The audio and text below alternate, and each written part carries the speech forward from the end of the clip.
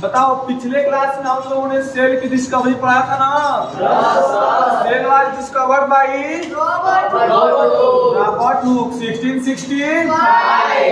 Dead cell की living cell. Living cell सबसे पहले किसने खोजा था? ये सब हम लोग फर्स्ट लेक्चर में पढ़े थे। आज हम लोग को पढ़ना है कि कोई भी सेल हो, देख लो यहाँ पर तुम लोगों को नर्व सेल दिखाई पड़ रही है।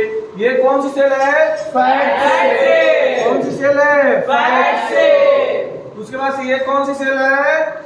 Sperm cell. ये कौन सी सेल है? ओवम, मतलब कि फीमेल गैमीट। ये कौन सी सेल है? सब मसल सेल। ये कैसी सेल है? Bone cell. अच्छा ब्लड सेल हम लोग लगाए नहीं है, कोई बात नहीं। कोई भी जो तुम लोग सेल देख रहे हो, किसी भी सेल का शेप क्या होगा, साइज क्या होगा, यह किस बात पर निर्भर करता है? फंक्शन ऑफ सेल पर। मतलब कि shape and size of cell are related to their function they perform. देखो ये है नर्व सेल। नर्व सेल का काम क्या है? इंफॉर्मेशन को ट्रांसमिट करना। अब इंफॉर्मेशन को ट्रांसमिट करना है तो उसको छोटा छोटा होना चाहिए, बड़ा बड़ा होना चाहिए। तुम लोग को जान के ताज्जुब हुआ, हम लोग के बॉडी में बहुत प्रकार की सेल हैं। जैसे तुम लोग देख रहे हो नर्व सेल देख रहे हो, फैट सेल देख रहे हो, ये स्पर्म सेल है। उसके बाद से ये तुम लोग देख रहे हो ओवम फीमेल गैमीट है। उसके बाद से मसल्स की सेल है ये। उसके बाद से ये बोन सेल है। एक बात बताओ, इतनी सारी सेल देख रहे हो, उनमें से सबसे लंबी सेल कौन है? Nerve cell. तो nerve cell are the longest cell of the human body. तो चलो नर्व सेल का काम है इंफॉर्मेशन को ट्रांसफर करना, तो ये लंबी लंबी है। जो फैट सेल होती है उसको क्या कहते हैं? एडिपोसाइट। फैट सेल को क्या बोलते हैं? एडिपोसाइट। इसका काम क्या है? फैट स्टोर करना। और फैट स्टोर करने के चक्कर में इसका शेप कैसा होता है? ग्लोबुलर शेप हो जाता है। तो इसका काम है फैट स्टोर करना, तो इसका शेप अलग है। उसके बाद से स्पर्म का काम क्या होता है? स्पर्म को मान लो ये है स्पर्म, मान लो ये स्पर्म है। आवाज नहीं। मान लो ये स्पर्म है, तो स्पर्म को स्विम करके यहाँ पर आया रहता है फीमेल गैमीट। यहाँ पर कौन आया रहता है? Female gamete. मान लो ये फीमेल गैमीट यहाँ पर आया है, तो फीमेल गैमीट और मेल गैमीट का फ्यूजन होता है, तो स्पर्म्स यहाँ पर रिलीज होते हैं। तो इस स्पर्म को स्विम करके यहाँ पर आना होता है, तो इसीलिए इस स्पर्म सेल में तुम लोगों को दिखाई पड़ रहा है टेल। क्या दिखाई पड़ रहा है? टेल। तो स्पर्म का काम क्या है? स्विम करके फीमेल गैमीट तक पहुंचना, तो इसमें स्पर्म है तो इसका शेप अलग है।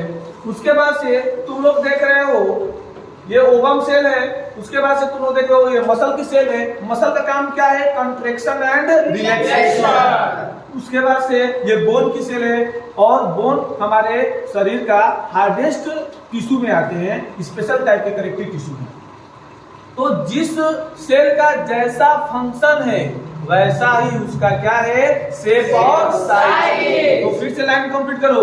Shape and size of cell are related to their function they perform. अच्छा एक बात बताओ, ये सब जो सेल्स दिखाई पड़ रही है, क्या इनका शेप चेंज होता रहता है? नहीं।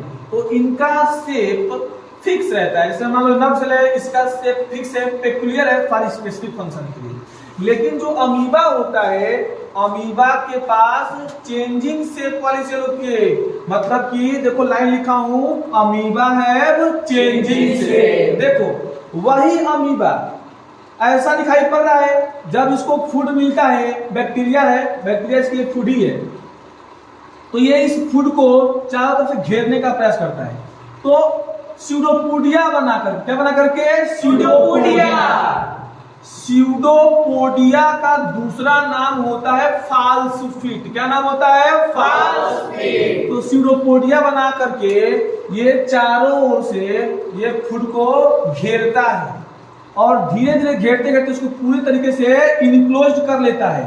जब फूड को इनक्लोज कर लेता है कैविटी में, तो जो बनता है स्ट्रक्चर उसी को क्या बोलते हैं? Food vacuole. फूड वैक्यूल का दूसरा नाम क्या है? फाइगोसोम। और फिर अब इस फूड को अंदर लेगा तो इस फूड का क्या करेगा? डाइजेशन। इसके कॉम्प्लेक्स मॉलिक्यूल को किसमें तोड़ेगा? सिंपल में। और कॉम्प्लेक्स मॉलिक्यूल को सिंपल में तोड़ने के प्रक्रिया को क्या बोलते हैं? डाइजेशन। तो अभी तक जब इसमें एंजाइम नहीं भरा था, अभी जस्ट ये इसको अंदर लिया है, इसको हम लोग फूड वैक्यूल बोल रहे हैं, फैगोसोम। जैसे ही इसके अंदर फूड को डाइजेस्ट करने के लिए एंजाइम भर जाता है तो उसी फैगोसोम का नाम बदल जाता है फैगोलाइसोसोम।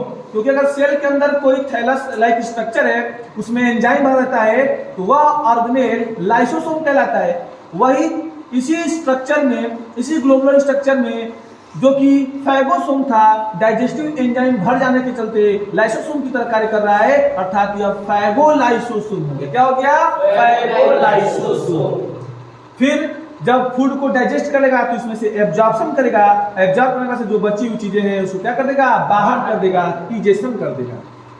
तो इस तरीके से तुम लोग देख रहे हो कि अलग अलग मोमेंट पर अमीबा का शेप अलग अलग है कि फिक्स है? अलग अलग है। इसलिए क्या लिखा है? Amoeba have changing shape. Amoeba have changing shape. इस तरीके से हम लोगों ने जाना कि सेल का शेप और साइज उसके फंक्शन पर निर्भर करता है।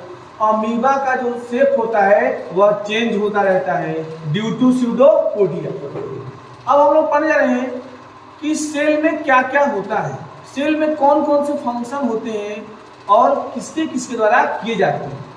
मैं तुमसे बता दूं कि हर वो फंक्शन जो लिविंग ऑर्गेनिज्म परफॉर्म करते हैं, कोई भी लिविंग ऑर्गेनिज्म हो, थोड़ा एग्जांपल एक बार हो जाए, कुत्ता बिल्ली भेड़ बकरी आम अमरूद नीम अंगूर युगला पैरामीशियम अमीबा घोड़ा घोड़ी गधा और जितने भी लिविंग ऑर्गेनिज्म है वो सब के सब ग्रोथ करते हैं कि नहीं करते हैं? करते हैं। ग्रोथ का मतलब बॉडी का मास बढ़ा या फिर बॉडी में सेल बढ़े, ये दोनों ही कैरेक्टरिस्टिक्स ग्रोथ की हैं। तो मैं तुमसे कहूं कि ग्रोथ का मतलब क्या होता है? या तो मास में इंक्रीजिंग हो या तो सेल के नंबर में, दोनों में से कोई भी हो रहा है तो हम लोग बोलेंगे कि ग्रोथ हो रहा है। तो हम लोग छोटे से बड़े होते हैं कि नहीं होते हैं? होते हैं। मास बढ़ता है कि नहीं बढ़ता है? बढ़ता है। बॉडी में सेल बढ़ती नहीं बढ़ती है? बढ़ती है। ग्रोथ होता है कि नहीं होता है? होता है। तो जितने लिविंग ऑर्गेनिज्म जो जो फंक्शन परफॉर्म करते हैं वो सारे के सारे फंक्शन सेल भी परफॉर्म करती है। जैसे कि ग्रोथ। बताओ, अगर मैं एक सेल बनाऊं, मान लो मैं एक सेल बनाऊं, मान लो एक सेल है, सेल के अंदर मान लो साइटोप्लाज्म है, साइटोप्लाज्म है, उसके अंदर मान लो न्यूक्लियस है, हमने न्यूक्लियस बना दिया, मान लो न्यूक्लियस है, उसके अंदर मान लो कि सेल ऑर्गेनेल है जैसे कि एंडोप्लाज्मिक रेटिकुलम, उसके अलावा और भी मान लो कि ऑर्गेनेल्स हैं, जैसे कि मान लो मैंने माइटोकॉन्ड्रिया बना दिया, लाइसोसोम बना दिए, मैंने गोल्गी बॉडी बना दिया, मान लो सेल है। तो सेल का भी जो आकार होता है वो बड़ा होता है, सेल का मास भी बढ़ता है। तो अगर सेल का मास बढ़ रहा है, बताओ सेल में ग्रोथ हो रही कि नहीं हो रही है? हो रही है।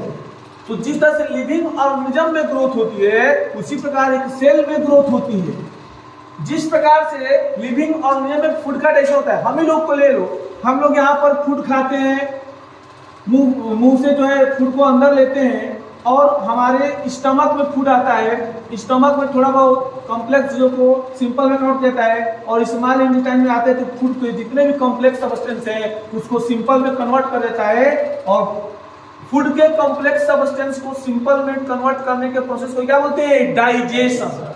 तो जिस तरह से जितने भी लिविंग ऑर्गेनिज्म डाइजेशन करते हैं उसी प्रकार जितनी भी सेल होती हैं वो भी क्या करती है? फूड का डाइजेशन। अभी तुम लोग को अमीबा में मैंने फूड का डाइजेशन दिखाया है।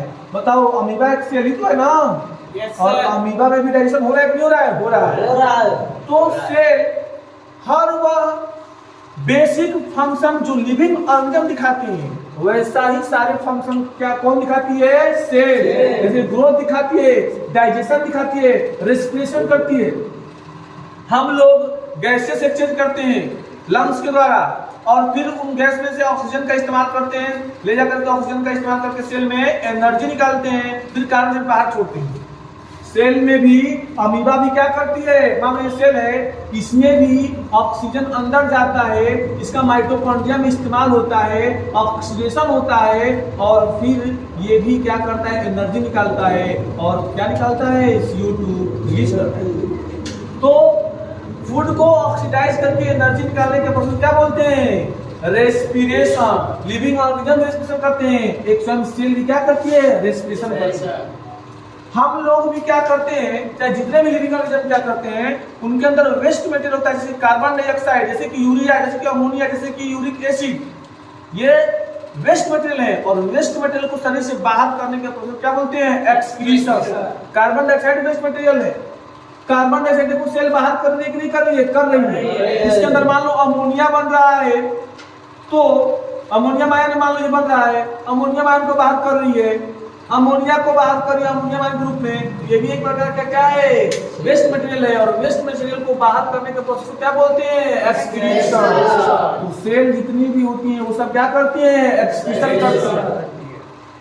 और एक से दो होना मतलब अपनी संतान पैदा करने को प्रोसेस को हम क्या बोलते हैं, रिप्रोडक्शन। आराम से, तो सेल जो होती है वो एक से दो होती है, तो सेल में भी क्या होता है, रिप्रोडक्शन। कहने का तात्पर्य है कि जिस प्रकार जितने भी लिविंग ऑर्गेनिज्म होते हैं जिंदा रहने के लिए ये बेसिक फंक्शन को परफॉर्म करते हैं, उसी प्रकार से सेल भी बेसिक फंक्शन को परफॉर्म करती है। तो इसलिए लिखा गया है, all living cell perform certain basic function that are the characteristics of all living form। कौन कौन से वो बेसिक फंक्शन है, पहला ग्रोथ, दूसरा डाइजेशन, तीसरा रेस्पिरेशन, चौथा एक्सक्रीशन, पांचवा रिप्रोडक्शन। सारे ऐसे ही बेसिक फंक्शन सेल परफॉर्म करती है। अब सुन, हम लोगों में क्या होता है, डाइजेशन करने के लिए डाइजेस्टिव सिस्टम बना है, रेस्पिरेशन करने के लिए रेस्पिरेटरी सिस्टम, रिप्रोडक्शन करने के लिए रिप्रोडक्टिव सिस्टम। अलग अलग काम का बंटवारा हुआ है, अलग अलग काम करने के लिए अलग अलग ऑर्गन सिस्टम है, अलग अलग काम करने के लिए अलग अलग लोग होते हैं, तो इसको बोलते हैं डिवीजन ऑफ लेबर। क्या बोलते हैं, डिवीजन ऑफ लेबर। तो जिस तरह से लिविंग ऑर्गेनिज्म के अंदर हम लोगों के अंदर डिवीजन ऑफ लेबर है, ठीक उसी प्रकार सेल के भी अंदर डिवीजन ऑफ लेबर है। सेल में अगर डाइजेशन हो रहा है तो उसमें लाइसोसोम का इस्तेमाल है, लाइसोसोम के अंदर डाइजेस्टिव एंजाइम बने होते हैं, और वही डाइजेस्टिव एंजाइम फूड के कॉम्प्लेक्स चीज को सिंपल में कन्वर्ट कर देते हैं। तो डाइजेशन करने के लिए यहाँ पर लाइसोसोम बना है, रेस्पिरेशन करना है तो माइटोकॉन्ड्रिया बना है, अगर एक्सक्रीशन करना है तो वैक्यूल्स बने होते हैं, अगर रिप्रोडक्शन करना होता है तो उसमें न्यूक्लियस का रोल होता है। माने सेल में भी अलग अलग काम को करने के लिए अलग अलग लोग हैं, मतलब सेल में भी क्या है, डिवीजन ऑफ लेबर। तो इसलिए मैं लिखा हूं। अच्छा एक बात बताओ, ये जो अलग अलग लोग बता रहा हूं मैं कि रेस्पिरेशन करने के लिए माइटोकॉन्ड्रिया है, अगर रिप्रोडक्शन करना है तो उसमें न्यूक्लियस का रोल है, डाइजेशन करना है तो उसमें लाइसोसोम का रोल है, ये अलग अलग ऑर्गेनेल्स होते हैं सेल के। तो मैं तुमसे यही बताने जा रहा हूं कि जितने भी सेल्स होती हैं उनमें अलग अलग जो फंक्शन होते हैं वह स्पेसिफिक कंपोनेंट के द्वारा परफॉर्म किए जाते हैं, और वही स्पेसिफिक कंपोनेंट क्या कहलाते हैं, सेल ऑर्गेनेल। और अलग अलग काम को करने के लिए अलग अलग सेल ऑर्गेनेल पाए जा रहे हैं, मतलब ये भी क्या शो कर रहा है, डिवीजन ऑफ लेबर। लिखा है this means cell also show division of labour, cell also show division of labour. अच्छा मैं तुमसे बता दूं कि ये जो सेल के अंदर ये जो different type of cell organelle है, mitochondria, endoplasmic reticulum, Golgi body, lysosome, nucleus, ये सब दुनिया के किसी भी प्रकार के ऑर्गेनिज्म के हो, चाहे किसी भी प्रकार के सेल में हो, सभी सेल में, सभी प्रकार के ऑर्गेनिज्म के सेल में ये ऑर्गेनेल सेम होते हैं, क्या अलग होते हैं, सेम होते हैं। जिसे लास्ट में लिखा हूं, देखो, all the different type of cell are found to have same organelle। सभी सेल में सेम ऑर्गेनेल होते हैं, इस बात से कोई ज्यादा नहीं है वह किस प्रकार की सेल है और किस ऑर्गेनिज्म की सेल है। अब मैं आगे कल डिटेल चर्चा करूंगा अलग अलग सेल ऑर्गेनेल्स की। अच्छा एक बात बताओ, सेल किससे मिलकर बना है, तब different type of cell organelle से, यही different type of cell organelles constitute the cell. Any doubt? No sir. मिलते हैं अगली क्लास में।